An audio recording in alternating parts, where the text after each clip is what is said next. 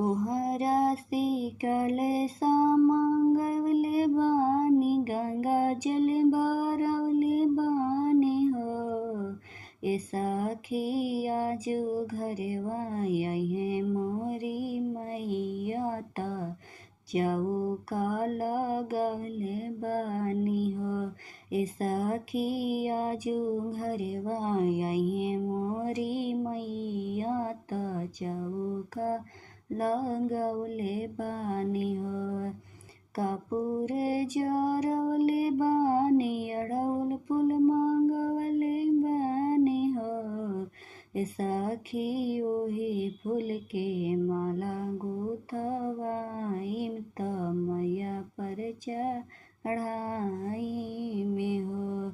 ए सखी ओही फूल के माला गुथवाइम त मैया पर चढ़ाई बेहो।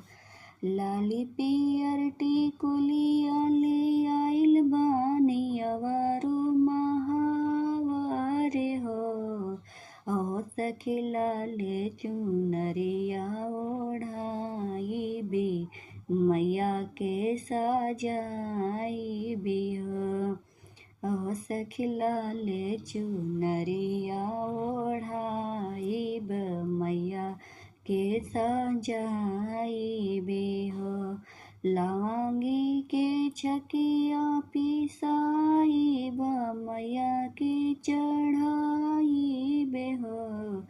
सखी हो गाई गाई गीतिया मैया के सुनाइब त, बिराजेली मोरी मैया अंगनवा बड़ा सुहावन लागे हो। बिराजेली मैया मोरे आंगनवा ता, बड़ा सुहावन लागे माना भावन लागे हो।